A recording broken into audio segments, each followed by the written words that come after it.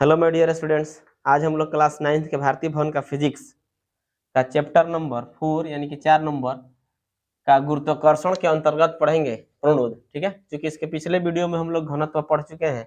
यदि वो वीडियो आप लोग नहीं देखे हो तो मेरे वीडियो के डिस्क्रिप्शन में लिंक दिया गया है, वहां से आप लोग देख सकते हैं। ठीक है, तो सबसे पहले हम देखते हैं कि प्रणोद होता क्या है। तो कह रहा है कि किसी पृष्ठ या सतह के लंबवत लगे हुए बल को प्रणोद कहते हैं। बात समझ में? कह रहा है कि किसी पृष्ठ या सतह, पृष्ठ मतलब क्या होता है? सतह होता है, और उस पर जब हम लंबवत बल लगाएंगे, और वही लंबवत बल लगाना क्या कहलाता है? प्रणोद कहलाता है। लंबवत मतलब यानी उसके बीच का जो कोण हो कितना डिग्री का होना चाहिए? 90 डिग्री का होना चाहिए। जैसे मान लिया सतह हो गया, अगर इस पर हम लंबवत मैंने पूरे सतह पर बल लगाते हैं तो ये बल लगाना क्या कहलाता है? प्रणोद कहलाता है। बात समझे ना? अगला पॉइंट देखते हैं। कह रहा किसी पृष्ठ या सतह के प्रति एकांक क्षेत्रफल पर लंबवत लगते हुए बल अर्थात प्रणोद को हम क्या कहते हैं? दाब कहते हैं। दाब और बल जो होता है, दाब और प्रणोद थोड़ा सा अंतर आ जाता है। इसमें क्या, प्रति एकांक क्षेत्रफल पर, यानी दाब में क्या होगा? प्रति एकांक क्षेत्रफल पर लगने वाले बल को हम क्या कहते हैं? दाब कहते हैं। आज जो प्रणोद है उसमें पूरा सतह के लंबवत लगने वाले बल को हम क्या कहेंगे? प्रणोद कहेंगे। बात समझ रहे ना? ये दोनों में अगर हम तुलना कर ले तो आसानी से याद हो जाएगा।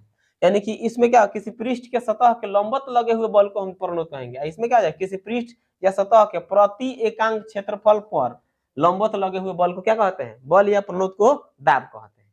तो उसमें पूरा क्षेत्रफल को आ जाएगा, इसमें प्रति एकांक क्षेत्रफल आएगा। ठीक है, अब आगे देखते हैं। तो दाब बराबर क्या हो जाएगा? दाब बराबर हो जाएगा प्रणोद बटे क्षेत्रफल। अगर यहाँ से हम प्रणोद का मतलब मान निकालना चाहें तो क्रॉस मल्टीप्लिकेशन कर देंगे, तो प्रणोद पर क्या हो रहा है? जाकर दाब में क्षेत्रफल से गुणा हो जाएगा, तो प्रणोद बराबर हो जाएगा दाब गुने क्षेत्रफल। बात समझ आ रहा है ना?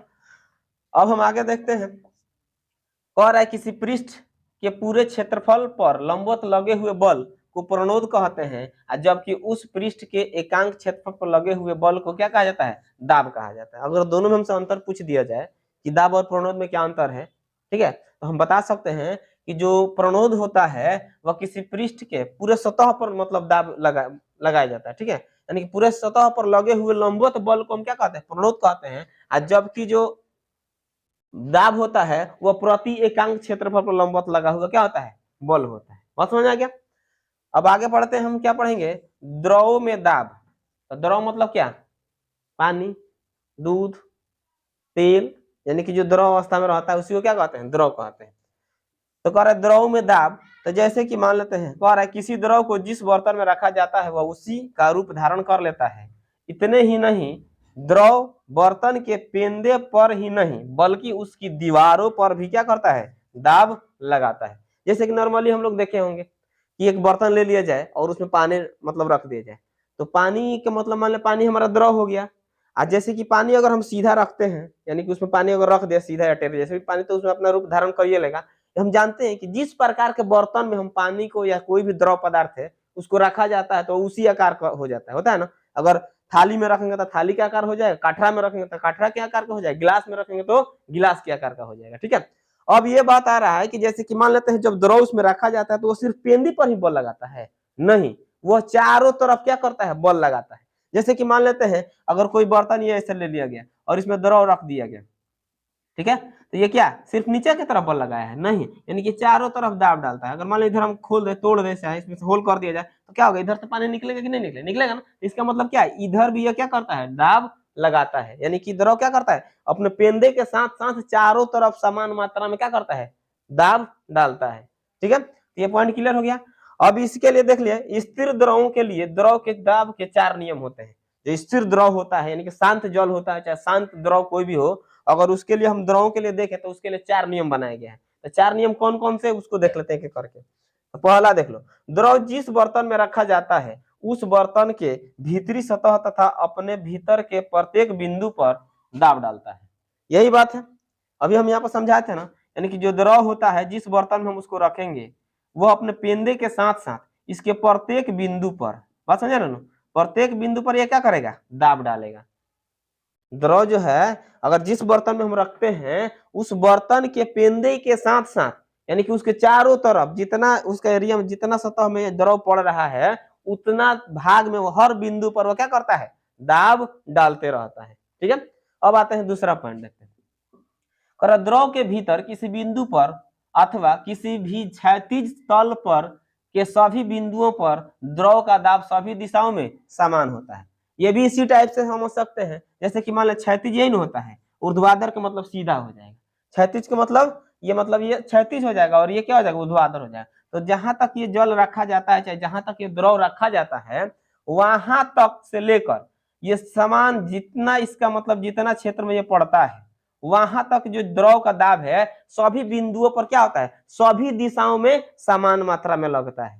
ठीक है, ये पॉइंट क्लियर हुआ। अब आगे चलते हैं, उसके बाद हम लोग देखेंगे कि द्रव के भीतर किसी बिंदु पर द्रव का दाब द्रव के मुक्त सतह से उस बिंदु की गहराई के समानुपाती होते हैं। मुक्त सतह मतलब क्या हो जाएगा, जैसे कि मान लेते हैं यहाँ तक द्रव भरा हुआ है, यहाँ से ये मुक्त सतह हो जाएगा।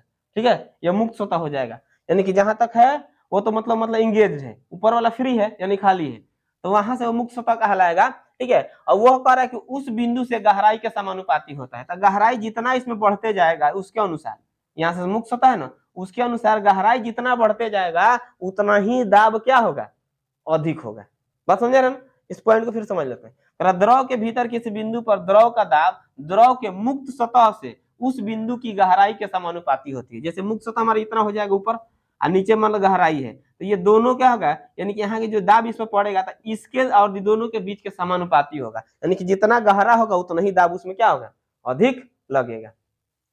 चलो अगला पॉइंट, इसका जो चौथा पॉइंट है वो देख लेते हैं। द्रव में किसी बिंदु पर द्रव का दाब द्रव के घनत्व के समानुपाती होता है। जैसे कि मान लेते कोई भी द्रव है, उसको उसमें डाला जाता है, तो जो उसका घनत्व जितना ही अधिक होगा, बस समझ रहे ना, उस द्रव का घनत्व जितना ही अधिक होगा उसमें दाब का मान उतना ही अधिक होगा। समानुपातिक मतलब ये होता है कि जब वो बढ़ेगा तो वो भी बढ़ेगा, तो जब दाब बढ़ेगा तो घनत्व भी बढ़ेगा, जब घनत्व बढ़ेगा तो क्या होगा, दाब भी बढ़ेगा। तो जब वस्तु का जो द्रव है उसका घनत्व अधिक रहेगा तो उसमें समानुपाती होता है। इसका मतलब क्या होगा, जब उसका घनत्व अधिक है तो उसमें दाब का भी मान क्या हो जाएगा, अधिक होगा। क्लियर हुआ। अब हम चलते हैं द्रव में दाब का संचरण देखते हैं, या इसको हम कह सकते हैं क्या, पास्कल का नियम। द्रव में दाब का संचरण, या उसको हम एक और क्या कहेंगे, पास्कल का नियम। तो यानी दोनों पॉइंट हम यहाँ पर क्लियर करना है। तो जैसे कि हम लोग जानते हैं नॉर्मली भाषा में अगर हम बात करें, बचपन में कुछ खेल ऐसे खेले होंगे हम लोग, जैसे कि मान लीजिए बैलून वगैरह ले लिया जाए, या कोई प्लास्टिक का वस्तु ले लिया जाए, उसमें पानी भर दिया जाता है, पूरा मतलब फुल कर दिया जाता है, और दाबा जाता है। दाबा जाता है तो क्या होता है, उसके चारों तरफ दाब पड़ता है ना। नहीं तो बैलून देख लो, बैलून में पानी भर दाबो तो सब तरफ उसका एरिया क्या होता है, सब पर दाब पड़ता है। दाब चारों तरफ क्या होता है, संचरित हो जाता है, बंट जाता है, बढ़ता है ना ऐसा, तो वही दाब का संचरण कहलाता है। ठीक है, तो जैसे कह रहा है कि बंद द्रव के, बंद मतलब क्या, मतलब बंद हो। ठीक है, बंद द्रव के किसी भाग पर दाब डाला जाए तो उसका संचरण सभी दिशाओं में होता है, इसे द्रव में दाब का संचरण कहते हैं। क्लियर हुआ। यानी कि जब भी किसी बंद द्रव है उस पर जब हम दाब डालते हैं तो उसका जो संचरण होता है सभी दिशाओं में होता है, और जब सभी दिशाओं में होता है, और इसी को हम क्या कहते हैं, द्रव में दाब का संचरण कहते हैं। कोई दिक्कत, बैलून ले लिया जाए, उसको हम दाबेंगे तो चारों तरफ फैलेगा कि नहीं फैलेगा, पानी अगर रख के दाबा जाए तो द्रव है ना पानी उसमें, तो जब उसको बॉल लगाएंगे दाब डालेंगे तो चारों तरफ क्या हो जाए, दाब बंट जाता है, और यही क्या कहलाता है, दाब का संचरण कहलाता है। अब हम आगे चलते हैं पास्कल का नियम, सेम टू सेम इसी प्रोसेस पर यह भी है। तो कह रहा है पास्कल का नियम क्या है, तो कह सकते हैं बंद द्रव के किसी भाग पर डाला गया दाब सभी दिशाओं में समान रूप से संचरित होता है, इसे पास्कल का नियम कहते हैं। सेम टू सेम वही बात है, यानी कह रहा है कि बंद द्रव के किसी भाग पर डाला गया दाब, अगर कोई द्रव है जिसको हम बंद करके रखते हैं, मतलब जैसे पैकिंग हो जाएगा, और उस पर जब हम दाब डालेंगे तो दाब क्या होगा, सभी दिशाओं में समान रूप से संचरित हो जाएगा, यानी बंट जाएगा, और यही क्या कहलाता है, पास्कल का नियम कहलाता है। कोई दिक्कत। अब देखते हैं अगला पॉइंट, कह रहा है कि यह द्रव तथा गैस अर्थात सभी तरल पदार्थों के लिए लागू होता है। कौन, जब उस पर दाब डाला जाएगा तो चारों तरफ संचरित हो जाएगा, और यह कार्य सभी द्रव या गैस या जितने भी तरल पदार्थ होते हैं उन सभी को लिए यह मान्य है, यानी सभी पर यह लागू होता है। ठीक है, अब हम आगे देखते हैं उत्प्लावन, उत्प्लावकता। ये उत्प्लावकता क्या होता है, ठीक है, तो जो व्यक्ति नदी, पोखरा, तालाब इत्यादि में नहाया होगा, स्नान किया होगा, वो सब इसको आसानी से समझ सकता है। बात समझा ना। इसको समझने के लिए सबसे पहले हम क्या करते हैं, एक वस्तु उठाते हैं, जैसे बाहर हम हैं, पानी के बाहर है, वस्तु कैसा लग रहा है, भारी लग रहा है। लेकिन जैसे ही उस वस्तु को हम पानी के अंदर लेकर गए तो वस्तु क्या होने लगा, हल्का महसूस होने लगा। तो क्या समझ में आया कि पानी क्या क्या उस वस्तु पर ऊपर की तरफ क्या कर रहा है, धक्का दे रहा है, बल लगा रहा है। और ये ऊपर की तरफ जो धक्का देना है वही क्या कहलाता है, उत्प्लावकता कहलाता है। जैसे कि हम लोग नहाने वहाने बैठ जाते हैं कभी कभार, तो क्या करते हैं, मग वगैरह से खेला है लोग, वो मग में जैसे पानी में डालता है, भग से ऊपर फेंक देता है, फेंकता है मग, तो ऐसा क्या होता है, उस पर ऊपर की तरफ बल लगाता है। किसके द्वारा बल लगाया जाता है, द्रव के द्वारा उस पर ऊपर की तरफ क्या किया जाता है, बल लगाया जाता है। तो उसी बल को हम क्या कहते हैं, उत्प्लावकता कहते हैं। ठीक है, अब हम समझ लेते हैं इसको। द्रव में डूबी हुई वस्तु पर ऊपर की ओर एक बल लगता है जिसके कारण उसके भार में एक आभासी कमी आ जाती है। इस ऊपरी मुखी बल को उस वस्तु पर द्रव की उत्प्लावकता कहते हैं और इस तरह के बल के लगने को उत्प्लावन कहते हैं। ठीक है, यानी कह रहा है कि जो द्रव में डूबी हुई वस्तु, जैसे द्रव हो गया पानी वगैरह मान लेते हैं, जब उसमें ऊपर वस्तु को डुबाया जाता है तो उसमें ऊपर की तरफ एक बल लगता है। हम वस्तु को नीचे की तरफ दाबते हैं और वो बल क्या करता है, ऊपर की तरफ एक बल लगाता है और जिसके कारण उसके भार में आभासी कमी आ जाती है। जब से मान लेते हैं हम बाहर किसी वस्तु को उठाते हैं तो ज्यादा वजन दिखाई देता है, लेकिन जैसे हम द्रव में लेके जाते हैं तो उसका वजन में क्या होता है, कमी आता है ना, यानी कि उसका वजन थोड़ा सा कम महसूस होने लगता है, यानी कि उसकी आभासी कमी हो, यानी हम मानते हैं कि उसका वजन क्या है, कम है, लेकिन वास्तव में कुछ अलग होता है। लेकिन हमको उसका कम भार में क्या होता है, कमी महसूस होने लगता है, कमी आ जाती है। और इस ऊपरी मुखी बल यानी ऊपर की तरफ जो बल लगाया जाता है, इसी बल को हम क्या कहते हैं, उत्प्लावकता कहते हैं। और इस तरह के बल लगने को हम क्या कहते हैं, उत्प्लावन कहते हैं। तो कोई दिक्कत नहीं है, ठीक है।